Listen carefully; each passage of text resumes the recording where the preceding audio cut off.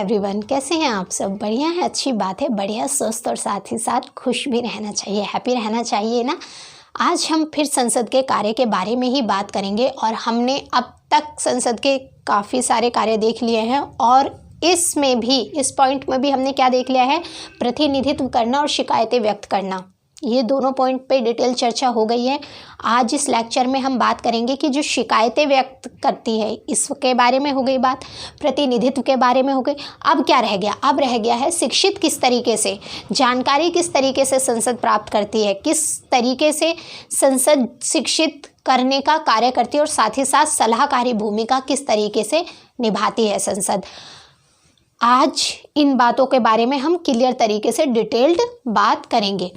संसद में जो कार्य होते हैं या किए जाते हैं, संसद सदस्यों को उनके बारे में समझना आवश्यक होता है, जिससे वह संसद के बारे में सही जानकारी जनता को, लोगों को दे सके, लोगों तक पहुंचा सके। यह सदस्यों की शैक्षिक भूमिका को दर्शाता है। क्या बात की गई है यहाँ पर? आपको पता है संसद में कार्य किया जाता है ना, बजट लाए जाते हैं, कितनी तरीके के प्रस्ताव पारित किए जाते हैं, समितियां बनाई जाती हैं।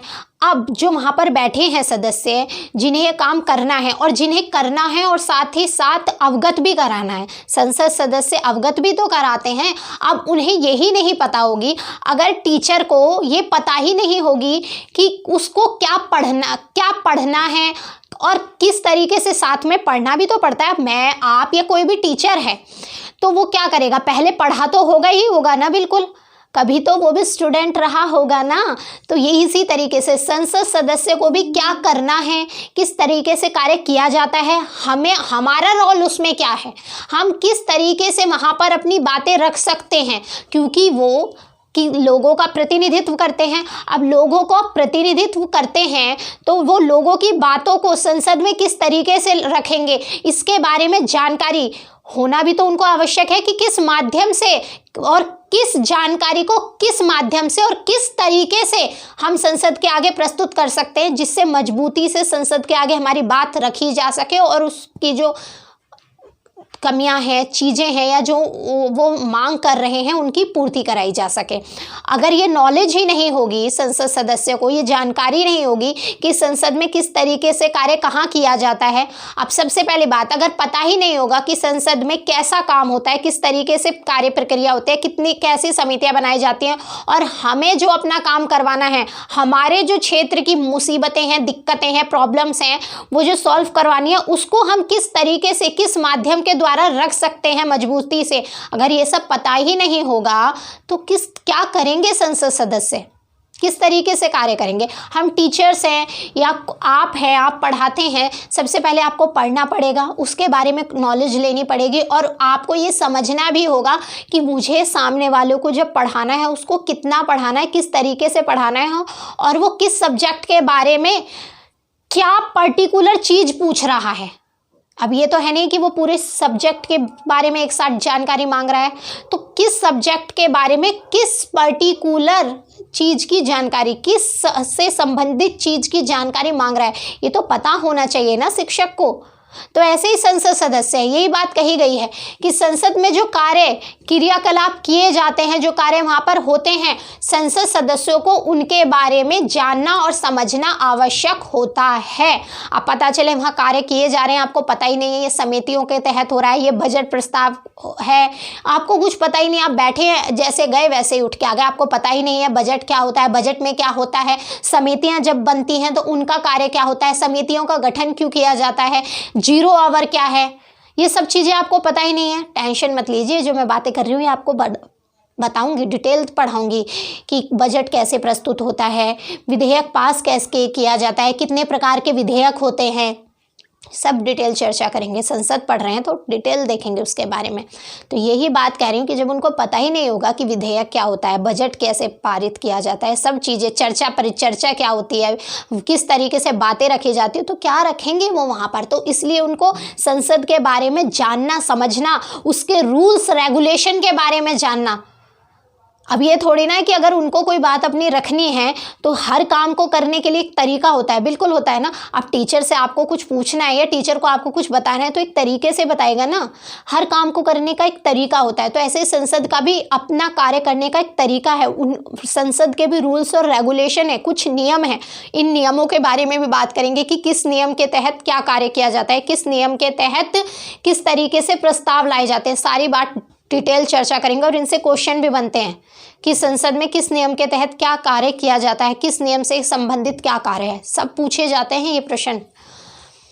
क्योंकि अगर संसद में जनता के प्रतिनिधि की भूमिका निभाने के लिए उनको संसद के कार्य करने के तरीके व संसद की समस्याओं इत्यादि जो भी हैं उनके बारे में सही जानकारी देना और होना दोनों ही आवश्यक है। यही बात मैंने आपसे कही है ना कि वो जनता के प्रतिनिधि की भूमिका निभा रहे हैं। जब उनको ही नहीं पता होगा, आप खड़े तो हो गए लीडर बन के कि हम करेंगे ये चीज़ें, हम ये काम करेंगे। जब आपको पता ही नहीं है कैसे होंगी, किस तरीके से होंगी, उसके रूल्स क्या है, रेगुलेशन क्या है, किस तरीके से काम करना है, कैसे चलना है, कैसे बैठना है, कैसे अपनी बात बोलनी है, फिर कैसे करेंगे आप, कैसे जनता के प्रतिनिधि बनेंगे, किस तरीके से आप जनता की बात वहाँ तक पहुँचाएंगे जब आपको ABCD पता ही नहीं होगा संसद के बारे में।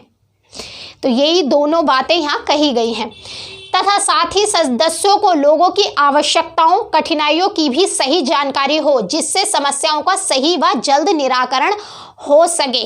तो संसद सदस्यों को सही तरीके से, यानी कि एक सही नॉलेज होनी चाहिए। संसद की भी, लोगों की भी एक सही नॉलेज होगी। जब सही नॉलेज होगी तो उसका निराकरण भी सही किया जाएगा। अब नॉलेज गलत होगी, जब कहते हैं ना हमने पढ़ा गलत, जब पढ़ा गलत तो हमने उसे समझा भी गलत, समझा गलत हमने क्वेश्चन का आंसर भी गलत ही दिया, और आंसर गलत देंगे तो पास होने का तो चांस ही नहीं है। तो हम पढ़ेंगे समझेंगे गलत तो हम जवाब भी गलत ही देंगे। तो इसी तरीके से ये बात कही गई है कि हमें जो बातें समझनी है, जनता, संसद की जो बातें हमें समझनी है और जो हमें जनता को समझानी है, और साथ ही साथ जनता की जो बातें हमें समझनी है, वो सारी बातें सही होनी चाहिए, सही तरीके से बतानी चाहिए और सही जानकारी रखनी चाहिए। क्योंकि जानकारी अगर सही हो तभी फ़ायदेमंद होती है, वरना गलत जानकारी के नुकसान बहुत ज़्यादा होते हैं। यह कार्य सदस्य अलग अलग प्रक्रियाओं, उपायों का प्रयोग सदन में विभिन्न संसदीय समितियों व याचिका समिति के द्वारा पूरा करते हैं। यानी कि ये जो कार्य करते हैं, प्रतिनिधि के रूप में कार्य करते हैं ना, जो शिकायतें हैं उन्हें व्यक्त करना, और किस शिकायत को किस तरीके से, किस माध्यम से वो संसद में रख सकते हैं, पहले उसकी जानकारी होगी तभी वो वहाँ रखेंगे। और इनको किस माध्यम से रखते हैं, वो विभिन्न याचिकाओं के माध्यम से, या दया किसी याचिका रखते हैं, समितियाँ, जो भी रूल्स और रेगुलेशन होते हैं, तो उनको पता होता है कि मेरा ये कार्य है, मेरे क्षेत्र का ये कार्य है, और ये जो कार्य है, जो भी कार्य उनको करवाना हो, कि ये सामाजिक समस्या है और ये इसका इम्पैक्ट ये है, ये सब चीज़ें उनको पता होगा। सही जानकारी होगी तो उस सही जानकारी को वो सही तरीके से, सही समय वो संसद में प्रस्तुत कर सकते हैं। ऐसा नहीं है कि वो सीधे गए समस्या लेकर और बोल दिया, नहीं, इस तरीके से काम नहीं होता। कोई भी संस्था हो, कुछ भी हो, एक रूल्स और रेगुलेशन के तहत कार्य किया जाता है। तो यही कहा गया है कि जब वो प्रतिनिधि की भूमिका निभाते हैं, उनको शिकायतें व्यक्त करना होता है, कोई जानकारी लेना या देना होता है, तो विभिन्न तरीके होते हैं जिनकी जानकारी संसद सदस्यों को होना आवश्यक है। क्योंकि जब जानकारी होगी तभी वो शिकायतों का निराकरण कर सकेंगे। ठीक है। सरकार की नीतियों, विधेयकों, बजट इत्यादि पर चर्चा व वाद विवाद, क्वेश्चन आंसर करते हैं ना, सवाल जवाब कह सकते हैं आप इसको, वाद विवाद के द्वारा संसद सदस्य अपने विचार रखने व व्यक्त करने के लिए स्वतंत्र होते हैं। यानी कि जो सरकार की नीतियाँ बनी हैं, बजट आया है, जो भी चर्चा परिचर्चा हो रही है, जो भी प्रस्ताव आया है, संसद सदस्य उस पर अपने विचार व्यक्त करने के लिए स्वतंत्र होते हैं। वो लिख रख सकते हैं विचार की, हाँ पक्ष में है, विपक्ष में है, आलोचना कर सकते हैं। तो जो भी उनके मन में विचार हैं उस प्रस्ताव को लेकर, जो प्रस्ताव, विधेयक, बजट लाया गया, जो भी चीज़ है लाई गई है संसद में, उस पर वो विचार व्यक्त कर सकते हैं कि वो क्या, उनका अपना मत क्या है इस बारे में, या फिर वाद विवाद यानी कि क्वेश्चन आंसर बोल भी सकते हैं कि ये चीज़ क्यों है, इसका क्या इम्पैक्ट है, कैसे होगा। वाद विवाद क्या होता है? वाद विवाद प्रतियोगिता, सामने वाले ने एक क्वेश्चन किया, हमने उसका जवाब दिया, या हमने उससे एक क्वेश्चन किया, तो क्वेश्चन आंसर की प्रक्रिया पूछ सकते हैं, कर सकते हैं कि ये काम क्यों हो रहा है, क्योंकि वो जनता के प्रतिनिधि हैं, उनको भी तो जवाब देना है ना, उनको पता होना चाहिए। तो यही है कि सरकार की नीतियों, विधेयकों, बजट इत्यादि पर चर्चा व वाद विवाद के द्वारा संसद सदस्य अपने विचार रखने व व्यक्त करने के लिए स्वतंत्र होते हैं। ठीक है, वह बनाई जा रही नीतियों के बारे में, जो नीतियों का निर्माण संसद में किया जा रहा है, वह बनाई जा रही नीतियों के बारे में व देश हित में क्या होना चाहिए, कैसे हो, क्या हो और क्या हो सकता है, इस विषय में अपने विचार रख सकते हैं। नीतियों का निर्माण किया जाता है संसद में बेसिकली, तो वो ये कह सकते हैं कि देश हित के लिए क्या होना चाहिए, जो नीति निर्माण हो रहा है इसमें क्या होना चाहिए, क्या नहीं है, और क्या हो सकता है और किस तरीके से होना चाहिए। इन सारी ही बातों पर क्या, कैसे, क्यों, वो विचार विमर्श कर सकते हैं, अपनी बात रख सकते हैं स्वतंत्र रूप से। याद रखिएगा, जब बात ही नहीं रखेंगे तो किस चीज़ के प्रतिनिधि नहीं होंगे ना प्रतिनिधि। तो प्रतिनिधि वही होता है ना जो अपनी बात रखता है, बताता है, विचार विमर्श करता है, वाद विवाद करता है, क्वेश्चन आंसर करता है, चीज़ क्यों है, कैसे है, क्या इम्पैक्ट पड़ेगा इसका। जब पूछेंगे ही नहीं, वाद विवाद ही नहीं होगा तो किस तरीके से पता चलेगा। और अगर कोई समस्या नज़र में नहीं आ रही तो वाद विवाद के माध्यम से जिसने नीति बनाई है उसकी नज़र से कोई समस्या बच गई। जब वाद विवाद होता है तो क्या होता है, एक नई समस्याओं पर नई तरीके से चर्चा परिचर्चा होती है और उसकी जो लूज पॉइंट होते हैं उन पर भी ध्यान जाता है। कई बार तो इन चर्चा परिचर्चा के दौरान ही बहुत सारी नीतियों के लूज पॉइंट पता चलते हैं, क्योंकि ऐसा नहीं है कि नीति निर्माण करी है तो बिल्कुल परफेक्ट ही होगा, कोई कमियां नहीं होंगी। हो सकता है हर चीज़ में कमी कहीं ना कहीं रह जाती है हमारी नज़रों से, हम कितने भी अच्छे वर्क कर लें कहीं ना कहीं कमी रह ही जाती है, जो हमें सामने वाले से अगर हम विचार विमर्श करते हैं, बताते हैं कि हमने इस तरीके से किया है, हम ये सोच रहे हैं, तो हमें 2-4 बातें कुछ और पता चल जाती हैं कि अच्छा हाँ ये चीज़ और हो सकती थी, इससे और बेहतरी हो सकती थी, पता चलती है ना। तो ऐसे वाद विवाद से एक बहुत अच्छी नीति सामने निकल कर आ सकती है, जो देश हित के लिए बहुत फ़ायदेमंद हो सकती है। साथ ही ये तो बात रही कि किस तरीके से शिक्षा, क्योंकि यहाँ पे सारी ये पॉइंट था ना, शिक्षित करना, तो शिक्षा यही है कि उनको शिक्षित होना आवश्यक है। शिक्षित से तात्पर्य उनको ये सही जानकारी होनी चाहिए कि संसद में किस तरीके से कार्य किया जाता है, कैसे करना है कार्य, क्योंकि वो भी संसद में बैठते हैं। तो संसद के बारे में सारी की सारी शिक्षा जानकारी उन्हें पता होनी चाहिए। जब कुछ जानकारी नहीं होगी किसी के बारे में तो किस तरीके से काम होगा वहाँ पर। आपको कहीं जाना है तो आपको उसके बारे में जानकारी रखनी पड़ेगी ना, कि मुझे किस बस से जाना है या किस तरीके से जाना है, ऑटो से जाना है, बस से जाना है या ट्रेन जाती है, कितना टाइम लगेगा, उसका किराया कितना हो सकता है। तो ये सब चीज़ें, कोई भी काम करना हो, आपको पढ़ना हो, आपको यूपीएससी करनी है, आपको एसएससी करनी है, तो उसके बारे में सबसे पहला स्टेप तो जानकारी ही होता है ना, उसके बारे में पढ़ना, उसकी नॉलेज करना। जब आपको पता ही नहीं होगा क्या सब्जेक्ट आते हैं यूपीएससी में, एसएससी में क्या आता है, तो फिर कैसे सीधा बस गए किताबें उठा के लाए मार्केट से पढ़ने लगे, नहीं। सबसे पहला स्टेप ही होता है उसके बारे में पूरी जानकारी लो, पेपर किस तरीके का आता है, कब फॉर्म निकलते हैं, पहले जानकारी लो, उसके बाद आगे जो भी आपको तैयारी करनी है, जिस तरीके से बुक्स लानी है, बैक प्रीवियस ईयर के पेपर लगाने हैं, जो भी करना है वो कीजिए। चर्चा के समय सांसदों, अर्थात सांसद किसको बोला जाता है, संसद के जो सदस्य होते हैं उन्हें सांसद भी बोला जाता है, याद रखिएगा।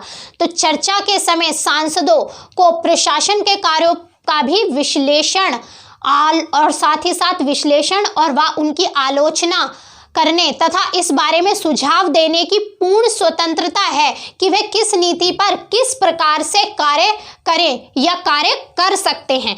प्रशासन, आपको पता है जब संसद में नीति का निर्धारण हो जाता है, नीतियां बन जाती हैं, तो उसको लागू, क्योंकि आप कहें सरकार करती है, नहीं, सरकार तो अब जाके वो तो सिर्फ कह सकती हैं हाँ जी अब बन गई हैं, परंतु निचले स्तर पर मैंने आपको पहले भी बताया था जो नीतियों को लागू करने का काम किया जाता है वो प्रशासन का, अगर आप ओरिजिनल में देखेंगे, रियलिटी में देखेंगे तो प्रशासन का काम होता है नीतियों को लागू करने का, कि किस तरीके से काम करना है, वो जो नीति बना दी गई है किस तरीके से उसको इस तरीके से इम्प्लीमेंट करें कि सभी लोगों को उसका लाभ मिले, देश हित में ज़्यादा से ज़्यादा फायदा हो, देश हित के लिए बहुत ज़्यादा अच्छी तरीके से। तो इस बात को यानी कि किस काम को, किस नीति को किस तरीके से, किस रूप में लागू करना है, किस स्तर पर लागू करना है, कहाँ कहाँ लागू करना है, कहाँ पहले लागू करना है, कहाँ बाद में लागू करना है, कहाँ किस चीज़ की ज़्यादा ज़रूरत है, किस नीति की, या किस क्षेत्र में किस नीति की ज़्यादा आवश्यकता है। और क्योंकि सभी क्षेत्र में एक जैसी नीतियों की आवश्यकता हो ये भी आवश्यक नहीं है, तो ये जो निचले स्तर पर लागू करने का काम करते हैं वो हमारे प्रशासन करते हैं। प्रशासक कौन जी, तो ये आप अफसर बनते हैं ना, ये यूपीएससी क्लियर करते हैं, आईएएस ऑफिसर बनते हैं, या एसएससी, जो भी ऑफिसर रैंक के होते हैं, या निचले स्तर पर जितना भी ये सरकारी तंत्र है ये सारी ही नीतियों को लागू करने का काम करते हैं, यही प्रशासन तंत्र कहलाया जाता है। तो संसद के जो सदस्य हैं वो प्रशासन के जो कार्य हैं, यानी कि जो प्रशासन ने कार्य किया है, जो नीतियों का लागू किया है उसको किस तरीके से किया है, क्या कमियां रह गई उसका विश्लेषण कर सकते हैं, उनकी आलोचना कर सकते हैं कि ये कार्य सही तरीके से नहीं किया गया, अगर इस तरीके से होता तो बेहतर होता, इसमें ये खामियां रह गई, हाँ ये चीज़ अच्छी थी, ये अच्छी तरीके से हुई परंतु इस तरीके से और कर लेते। तो ये सारी बातें कही गई हैं कि चर्चा के समय सांसदों को प्रशासन के कार्यों का भी विश्लेषण, आलोचना करने तथा इस बारे में सुझाव देने की पूर्ण स्वतंत्रता है कि वह किसी भी नीति पर किस प्रकार से कार्य करें या कार्य कर सकते हैं। ठीक है, संसद के दृष्टिकोण को जानने में, यानी कि संसद का क्या दृष्टिकोण है, क्या नजरिया है किसी भी बात को लेकर, किस बात के बारे में संसद का क्या मत है, उसका क्या नजरिया है, क्या सोच रखती है वो, तो यही कहा गया है कि संसद के दृष्टिकोण को जानने में संसद में होने वाली चर्चाओं का महत्वपूर्ण स्थान होता है। चर्चाओं के माध्यम से प्रशासन तंत्र लोगों के विचारों के, जो लोगों के विचार होते हैं उनका प्रभाव पड़ता है चर्चा के माध्यम से प्रशासन तंत्र पर, तथा प्रशासन को जनता के दृष्टिकोण का भी पता चलता है। क्या कहा गया है, ये कहा गया है कि संसद में चर्चा परिचर्चा होती हैं, चर्चा परिचर्चाओं के माध्यम से संसद के दृष्टिकोण का पता चलता है। किसको पता चलता है, प्रशासन का। यानी कि संसद, अगर आपने कोई भी मुद्दा उठाया, मान लीजिए आपने मुद्दा उठाया, ये जो अभी समाज में चल रहा है ना, जातिवाद, या कोई भी आप सामाजिक मुद्दा आपने उठा लिया, अब उस मुद्दे को लेकर संसद के क्या विचार हैं इसके बारे में जो प्रशासन को पता चलता है वो चर्चा परिचर्चा के दौरान ही पता चलता है। अब जब चर्चा परिचर्चा होगी तो पता चलेगा, आपको पता है कि अगर आपको किसी बारे में किसी से विचार जानने हो तो क्या करना पड़ेगा, उससे बातचीत करेगी पड़ेगी ना उस मुद्दे पर, और जब आप उससे उस मुद्दे पर बात करेंगे तो उसके विचारों को आप पता कर सकते हैं कि हाँ इसकी क्या सोच है, क्या दृष्टिकोण है इसको लेकर आपको। यानी कि जो मैंने इसको मुद्दा रखा है कि हमारे देश में क्या सुधार होने चाहिए, किस तरीके से हम अपनी ग्रोथ रेट बढ़ा सकते हैं, किस तरीके से कार्य कर सकते हैं, किस तरीके से हम क्या कार्य करें, हमारे देश में इन्वेस्टमेंट बढ़े, चीज़ें बढ़ें। तो हमने कोई भी एक मुद्दा रख दिया सामने, और जब मुद्दा रखा तो दोनों में चर्चा परिचर्चा हुई, 2 हैं 4 हैं जितने भी लोग हैं, उससे क्या पता चला, सामने वाले का दृष्टिकोण पता चला उस बारे में, उसका मत पता चला। तो यही कहा गया है कि जो चर्चा परिचर्चा होती है संसद में, उससे प्रशासन तंत्र को संसद के दृष्टिकोण का पता चलता है। अब संसद का दृष्टिकोण अर्थात लोगों का दृष्टिकोण, क्योंकि वो लोगों के प्रतिनिधित्व होते हैं, प्रतिनिधि लोगों के ही होते हैं ना। तो यही कहा गया है कि प्रशासन तंत्र पर लोगों के विचारों का प्रभाव पड़ता है चर्चा परिचर्चा से, तथा प्रशासन को जनता के दृष्टिकोण का भी पता चलता है। ठीक है, क्योंकि जो प्रतिनिधि होते हैं वो संसद के, जो सांसद हैं वो प्रतिनिधि तो होते हैं जनता के, उन्हें पता होता है। तो जब उस पर बहस होती है, चर्चा परिचर्चा होती है, वार्तालाप होती है, तो पता चलता है कि जनता क्या सोच रही है, क्या कमियां हैं, कैसे हम काम कर सकते हैं। ये बात कही गई है। संसद में होने वाले वाद विवाद प्रशासन को उनके कर्तव्यों दायित्वों के बारे में अवगत कराते हैं।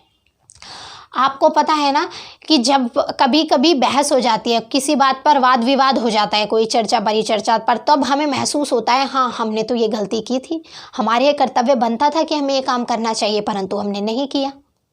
होता है ना, जब कोई बहस होती है, वाद विवाद हो जाता है, लड़ाई झगड़ा हो जाता है, तब आती है बातें खुल के, तुम्हें ऐसा करना था, तुमने ऐसा नहीं किया, ये करना चाहिए था, क्यों नहीं हुआ, इस तरीके से होना चाहिए था। होता है ना। तो यही बात कही गई है कि संसद में होने वाले वाद विवाद से प्रशासन को उनके कर्तव्यों यानी कि उनके क्या कर्तव्य हैं और दायित्वों के बारे में अवगत, उन्हें समय समय पर जिस वहाँ पर वाद विवाद से उन्हें पता चलता रहता है कि हाँ मुझे ऐसा करना चाहिए था, मेरा ये कर्तव्य और बनता था, ऐसे मैं और कर सकता था, ये चीज़ें और होनी चाहिए थी, ये चीज़ यहाँ सही हुई है, यहाँ गलत हुई है। ठीक है। संसद के द्वारा स्वीकृति दी गई नीतियों को, यानी कि मैंने आपको पहले भी बताया कि संसद के द्वारा स्वीकृति दी जाती है, अनुमति कह सकते हैं आप, स्वीकृति कह सकते हैं, अनुमति कह सकते हैं। तो संसद के द्वारा अनुमति दी गई नीतियों को प्रशासन तंत्र को अपने स्तर पर बेहतर तरीके से लागू करने की स्वतंत्रता होती है। यानी ये बात कह रखी है कि जो प्रशासन है वो नीतियाँ लागू करता है। मैंने आपको बता दिया कि निचले स्तर पर सरकार हो या संसद हो ये लागू नहीं करती हैं। हम कहते तो हैं कि संसद का कार्य, विधायिका का कार्य कानून बनाना है, कार्यपालिका का कार्य उसे लागू करना है और न्यायपालिका का कार्य न्याय व्यवस्था को देखना है, परंतु अगर आप ओरिजिनल रियलिटी में देखेंगे तो लागू करने का काम प्रशासन तंत्र ही करता है ये।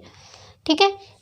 तो जो संसद के द्वारा स्वीकृति यानी कि अनुमति दी गई नीतियां हैं उनको प्रशासन तंत्र को ये आज़ादी होती है कि वो अपने तरीके से, बेहतर तरीके से उनको लागू कर सके, क्योंकि उनका काम ही ये होता है कि वो इस तरीके की फ्रेमवर्क तैयार करें कि हम बेहतर तरीके से ज़्यादा लोगों को और देश हित में कैसे कार्य कर सकते हैं इस नीति से।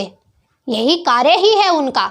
तो उनको पूरी स्वतंत्रता होती है इस मामले में कि नीति को किस तरीके से लागू करना है जिससे कि उसका इम्पैक्ट बहुत अच्छे से अच्छा पड़े, बेहतर से बेहतर चीज़ें निकल के आए उससे। परंतु संसद में रखे गए विचारों का भी प्रशासन तंत्र पर महत्वपूर्ण प्रभाव पड़ता है। यह संसद की सलाहकारी भूमिका है। तो ये बात कही गई है कि हाँ बिल्कुल आज़ाद होती है, परंतु जो संसद में वाद विवाद होते हैं उसका भी एक उन पर दबाव होता है। उनको नज़र में रखना होता है कि ये कमियां हैं, इनकी को भी ध्यान में रखकर हमें कार्य करना है, क्योंकि अल्टीमेट चीज़ें तो प्रतिनिधि के माध्यम से जनता से की पता चलती है ना कि हाँ उन्हें भी पता चलती है क्योंकि वो जनता से कनेक्ट होते हैं। परंतु कुछ ऐसी कमियां जो नहीं पता चली और संसद से पता चली तो बिल्कुल उन पर उनको ध्यान देकर कार्य करना पड़ता है। आज़ाद होते हैं वो अपनी बेहतर तरीके से नीति को लागू करने के लिए, परंतु अगर संसद ने कोई बात कही है तो उस पर उनको ध्यान देना भी ज़रूरी होता है और वो ध्यान में रखकर कार्य करते हैं। चलिए फिर आज के लिए इतना ही रखते हैं। धन्यवाद।